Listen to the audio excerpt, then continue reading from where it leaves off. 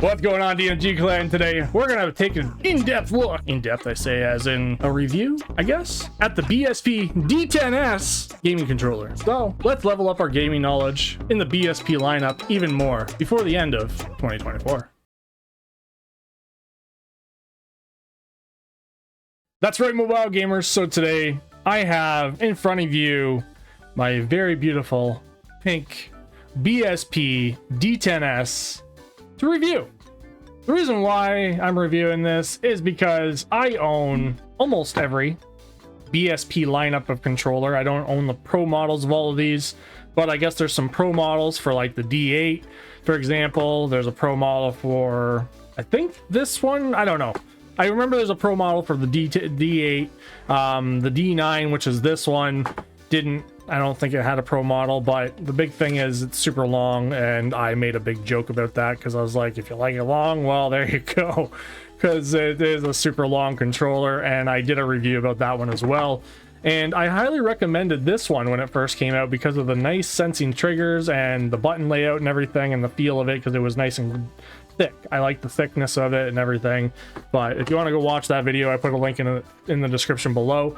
I also did a video about this one. This is the D6-7. There was a 6-7. They both look the same. I guess there was something different about it. I don't remember what it was, but I did a review about that. And then one of you mentioned review this thing. So there's a D10 and a D10s. Now the D10s, which is the one I have right now, has a very loud fan.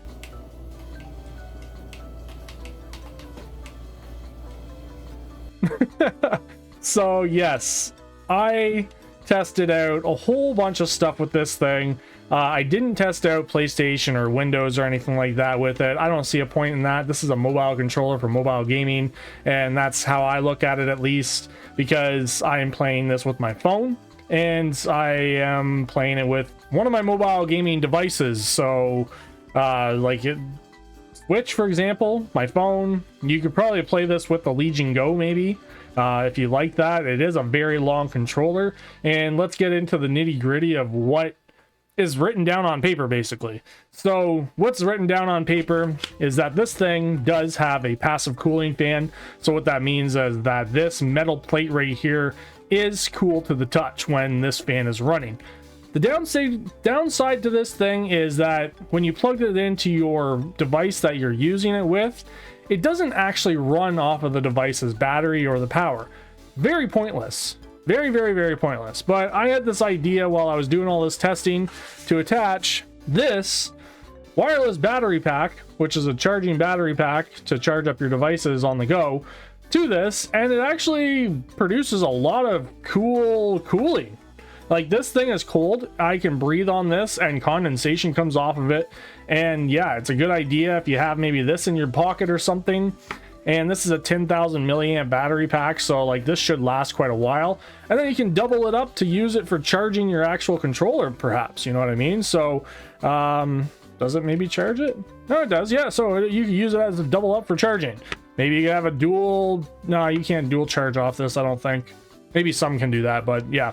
So yeah, I had this idea to do that instead of having to plug this into a wall, because obviously you're mobile, you want the mobility of a controller, you have this mobile battery pack, and you're on your way to go with continuing to play some games on the go. Again, mobile, right? So that's why I never bothered with testing it with PlayStation 3 or PlayStation 4. I have a PlayStation 4. I could have tested it on. Could have tested it with my PC. It's pretty self-explanatory. Connect it to your Bluetooth or your USB and put it into Xbox or Switch controller mode. It's up to you how you want to put it. But yeah, now that we're getting into the night with this game, I'm going to share with you everything that I experienced when I was testing this thing. So I tested out some PUBG. I used the V3 Shooting Plus app. Show the V3 Shooting Plus app on screen. And when I was testing it out, it did have some weird glitches. Now, I know all of these other controllers have that same kind of glitch to them, where when you're not even touching the controller, it just randomly shoots. Now, I never tested this out with like the Game Series controller and the app or anything like that with that one, but I'm gonna say maybe it's just a matter of the game and the controller and just a whole bunch of other fun stuff. I don't know what to say about that, but I ended up making it like within the last 5th place, and I don't know. I don't know how to play PUBG very well. I've never really played it that often. I've played it a little bit, and I just don't really care for it. It's not a game for me. I like Fortnite. I didn't test it with Fortnite, but it does work for Fortnite. I know that for sure because somebody else that I watched ended up testing that out, and it worked for Fortnite. It's just natively connected to Fortnite with Xbox mode, so don't worry about that if you're a Fortnite player. Now, Call of Duty Mobile, one of the biggest games that I always test with all of these controllers, and it technically does work with most of the Bluetooth controllers that I've tested out, is Call of Duty Mobile, because Call of Duty Mobile is one of those games that is weird, and it is the only one that I play. I don't know if there's any other ones that do this, that you have to have an Xbox controller input mode to actually be able to play Call of Duty Mobile. Now, all you do is change it to the Xbox mode, which is sort of finicky if you already have Xbox wireless controller mode set up, or if you connected it to a different mode in the past. And you can basically just select the Xbox controller inside of the Call of Duty app and kick some butt. I didn't die during this round. Now, for games like Minecraft, for example, you don't even have to switch it out of Xbox mode. You can just play it in Xbox mode and it just works. And that's another thing. So when you're switching in between modes and stuff, I noticed that. So when I went and played Minecraft on my phone and then tried to play Minecraft and switch it over to the Nintendo Switch mode, it wouldn't allow me to do that. I had to reconnect it again and get it back to connected to my actual Switch. Even though I've already connected it to the Switch before, it still would not recognize it when I went to Switch mode. It just went and said, okay, you have to reconnect this. So that is one downside, and that is basically it for the connectivity of it. Latency or anything like that, I haven't noticed any latency. As you can see on the screen right now, I am just playing and the buttons are working the way they should. They feel good. They're nice buttons. They're not loud, like the back trigger buttons and stuff like that. They're not loud. You have tactile RB and LB buttons. You have soft dome style feeling ABX and Y buttons. The cool thing I like about the BSP lineup though is they did a PlayStation/Xbox looking button layout. So that is a really cool feature, so that you can see that it's X circle, yeah, circles surrounded by the B, X circle, triangle, and square for PlayStation lovers, and then we have A, B, X, and Y for Xbox lovers. They didn't think about Switch, because A, B, X, and Y, but I guess maybe that would get super confusing if you had that layout. Maybe you can put some stickers on the outside like some people do. So that is really cool about those buttons. Now, connectivity and trying to figure out the connections and stuff like that, you just gotta read the manual. The manual tells you, hey, press this button and it works.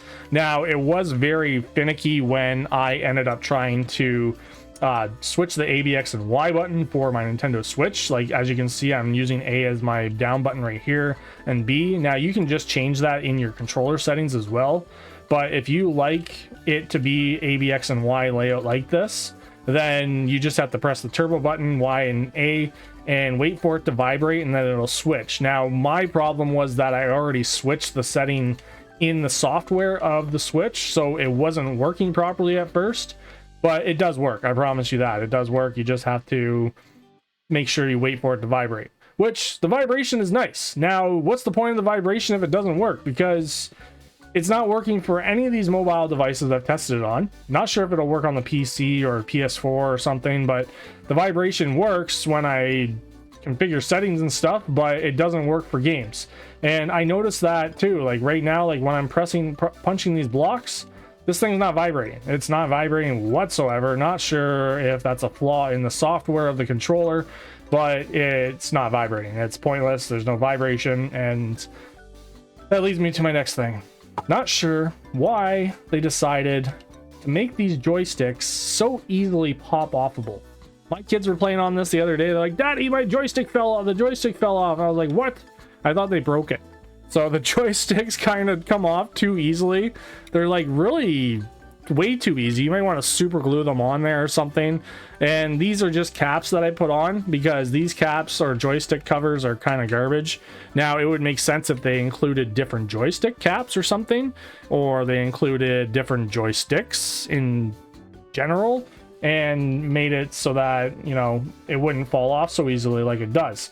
Now, I haven't lost them myself, but there might be situations where you're just getting right into it and you're like, oh, damn it, I just popped my joystick off or some stuff like that.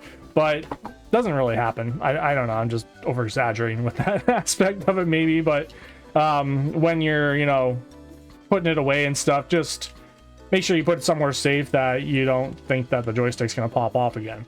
Now, I'm going to unplug this fan. This fan's very annoying. I'm going to tell you that. That fan is very loud. It's very annoying. And I personally don't see a point in the fan. I understand what the purpose is. And the only way that I would say the fan is actually useful is if the fan actually ran off of the device that it's connected to. So even I tried the Nintendo Switch, and it does some sort of pulsating effect. See? Turns on, turns off, turns on, turns off, turns on, turns off, and it just keeps doing that. I had some hope when I did that because I tested the Switch first, but that is all it does. It doesn't actually power the fan off of the device. I even tested it with my phone, and what the point of that is, maybe if you just have a external battery pack like I do, and I thought of this, then I guess it works, but really, the only device or games that are really going to benefit this are devices like the iPhone, and it does work for the iPhone as well. I'm not testing this on or showing you this on the iPhone. It's the BSP controllers. If you've owned any of these other ones, this one is the best one. I'm going to say that right now, other than this. Now, I'm going to tell you one other thing. There's a BSP D11 already out. Not sure what the heck they're doing, but I thought the 10 was going to be the end, and it's not. There's an 11 that's already out. It looks exactly like this one. I'm not sure what the differences are, but if this video reaches 5,000 views and 50 likes, then I'll buy the 11 and do another review of that one. What do you guys think? Do you think this controller is worth it? It doesn't feel too cheap. I think it's worth it. It's $50 Canadian. You might be able to find it for cheaper somewhere. I buy these controllers all with my own money. I've had this thing for 2 years. Some of you said you bought it for 10 bucks. Some of you said you bought it for 5 bucks. It's the BSP D3. This is what started it all. And then now I'm here with the 10, and I truly actually really like this because of the Xbox kind of feel to it. The rocker D-pad, it's just a dome style D-pad, by the way. It's not like a rocker D-pad. And it feels just like the D-pads do on the 5, 6, the BSP D8, and the 9. And it's a nice controller. You want a cheaper controller than the Game Seer controllers, then go ahead and go buy one of these. I would suggest it. Just don't buy the DS10 because, or the D10S, because it's pointless. Honestly, it's not really useful to have a fan that only runs off an external battery pack or external power in general. So I want to hear what you guys think. Is it worth it? I think so, for the price. I also think the Game Seer Galileo G8 Plus is probably your best bet if you want quality, you want easily accessible settings, and you want nice buttons and joysticks and stuff that are interchangeable as well, but they don't pop off like this. Have a nice day, guys. I love you all. I'm gonna go play with my little joystick caps.